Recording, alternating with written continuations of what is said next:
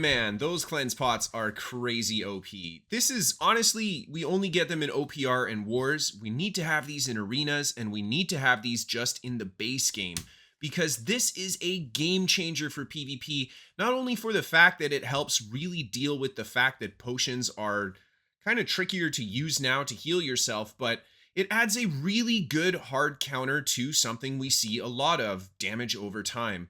And I think that this game is really lacking good counters to damage over time. We've got a few different things that you can get in your gear for perks and stuff, but the beauty of the cleanse pot is that if it was in every single PvP mode in this game, well, every build would have at least some access to a good counter to those dots. And I don't know, I just feel like for having counterplay to different things, these cleanse pots definitely need to be part of the game. It just makes PvP feel better. And what better way than to show you guys than with some examples. Here you can see that poor flamethrower boy. He's got his burnator out. He's thinking, oh, I'm just gonna fry this guy. No, man, that cleanse pot, not only just purging off all the dots, but giving me immunity, and I can just punish him so hard during that period. And then by the time my immunity's down, he's already on the back foot, and I managed to pick up the kill on him there. Get up to the top here, and I just continue fighting these guys. Doing my best to just kind of hold my ground here. Oh, almost connect with the end there for a little bit of damage, but unfortunately they do a little bit of too much damage to me, and I run around the corner. Look at my health slowly getting ticked away. Cleanse pot saving my life yet again. I don't know what to say, guys. So moving on to the next clip. Again, we've got some fire staff guys. Looks like a musket as well.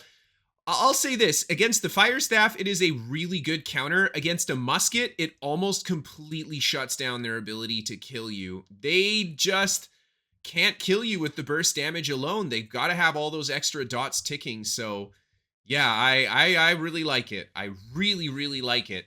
So here, these guys, they just started shooting at me, and they're not coming into the terrain here. Unfortunately, playing a melee build, I don't want to run out into the open with so many reinforcements coming. So I jump on top of this next guy here, get him from behind, give him a few pokes, and he goes down. And then I'm going to run right back towards these guys, pop that cleanse pot, and look at that. They are having a lot of trouble putting any of that killer damage. I mean, they did hit me pretty hard, but if I had the dots on me, I probably wouldn't have been able to push into that and not only seal the kill on the flamethrower guy, but get the kill on the other guy too with the help of my friend there.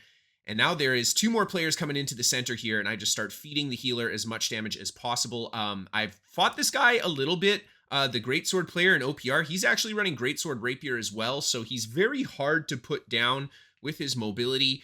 What a nice build, hey? But I managed to stay on top of the healer, get really good damage on him, catch him with the poke, and then finish him off with the gap closer, and down he goes. And then, of course, I start chasing again, and with that cleanse pot up, I mean, they just tickle you with the musket. They really cannot do a ton of damage. Even these glass cannon musket boys, using the Void Gauntlet on the back bar for that additional damage over time. Yeah, I don't know, guys. This is something that I can't be the only person who thinks this. It would just change PvP to have this item added to all the PvP game modes. So moving on to the, I think, final clip for this video, but this one is a little bit longer. Inside the enemy outpost, this is basically the only way I play Outpost Rush. Just jumping to the enemy side and getting as many fights as I can.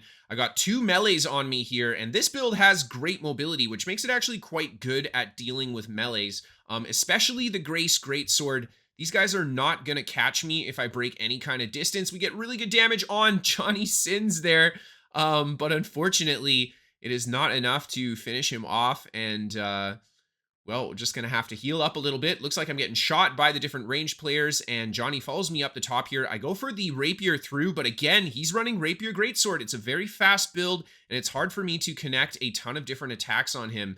So I'm very low health. I go around the corner, land the poke. Oh my god, beautiful. And he walks right into that trap, and I manage to take Johnny down, and then I go back around the corner here. Just kind of giving myself a little bit of a respite before I re-engage with everybody. But this guy jumps off the edge. I get him with the spin as he's falling. And oh my god, man, I just love how Greatsword and Rapier can trade with people. It's such a good weapon. Greatsword, that distance management into those super strong hitting AoE attacks. and then Rapier just to outspeed basically any other melee weapon and land the pokes before they can really take advantage of that. I play a little bit of a game at the door there with this guy. Actually, I got to give him props on the movement there. He read my combos because I did want to attack him as he walked through the door, and he didn't walk into it. I jumped down to the bottom here. I managed to get a couple attacks off on these guys, but again, I'm finding myself just all over the place, and I see the guy with the musket, and I want to target him. There's the cleanse pot coming in super clutch again. The amount of damage that cleanse pot can mitigate, guys. I mean, I think it's worth so much more than just the damage you can mitigate with it. It just kind of shuts down whatever combo your opponent was working on if there's any kind of dot base in that combo.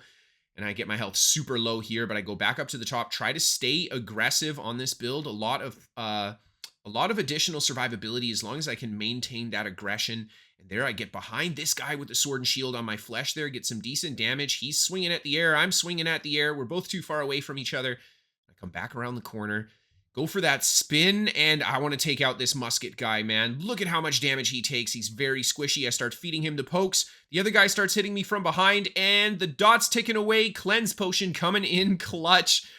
Oh, man. There's one thing about this build. Like, it is so fun to play, but it weirdly just sits at half health or less and won't die.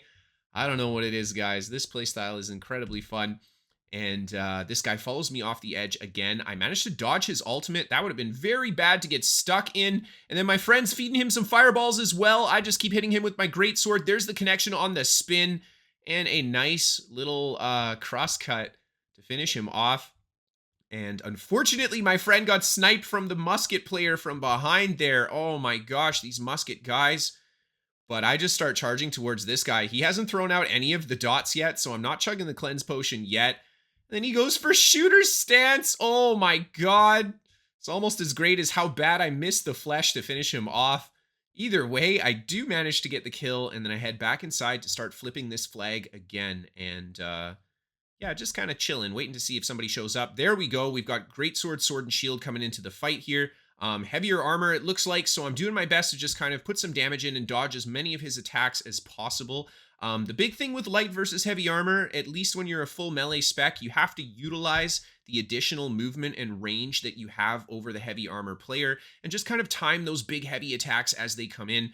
Unfortunately, none of that combo lands. Oh my god, I'm very disappointed, but that's okay. We go for the next heavy attack. We got that block up during the heavy attack, so I'm able to absorb a ton of damage there and actually get a pretty decent trade with one of the players, but the other guy just taking chunks out of me. So I'm forced to pop my ultimate and then just be a little bit more defensive with my positioning here. And yeah, there it is. You know, this Grace Greatsword, it's basically no one will catch you. If you go for a gap closer through them, you land one crit.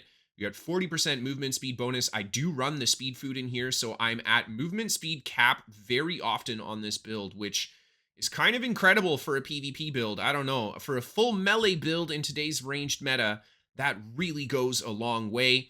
But I find myself in a pretty bad spot here, just kind of surrounded by everybody, getting shot at from the side there too. So I head back towards a little bit more cover. And I love just loading up that heavy attack as he walks around the corner. He walks into it. I get him with the flurry as well. My friend taking so much damage. Unfortunately, he gets blasted by the incoming fire mage and the other player there. I try to keep the pressure up on the Greatsword player, but unfortunately, he pops a big fat heal before I can. Now I'm going to head towards Mr. Fire Mage. Yeah. I honestly think when the flamethrower is ineffective, the fire mages, they get a little bit scared, you know? So, ooh, nasty. I get caught by the immobilize there, but I go for the flurry, just using that invulnerability and the lifesteal to kind of tank that out. Head back inside, go for a spin through these guys, and oh my gosh. Probably should have gone up the staircase. Either way, that was a good fight. Anyhow, guys, I'll be uploading this build really soon for everybody.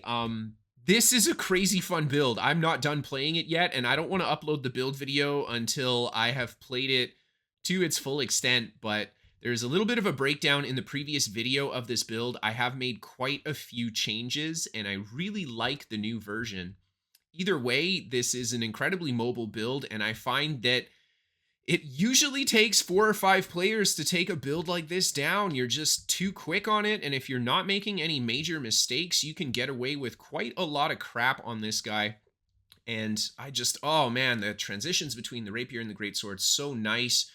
I get good damage on those guys. They both heal up though. I do manage to land the stagger there, and I pull a little bit of health out with it, and then pop that cleanse pot. Probably didn't need it there because nobody's super dot heavy here, but I do like just popping it preemptively in case they dot me up with anything. Either way, I managed to smack that guy with the spin and take him down as well, and just start putting some damage into the next player here. More players coming out of the spawn too, and ooh, really nice job with the pokes. And it looks like we got 6 or 7 players on my tail here. I go around the corner. I'm not able to make it up, but I go for the gap closer through. Always go through the group, guys. It's the way they don't expect you to go. And this is about half the enemy team just kind of watching me here. We all know how this is going to go. Thank you guys so much for watching. I hope you enjoyed this video, and I'll be uploading more in the near future. Build videos soon. Have a good one, guys. See you next time.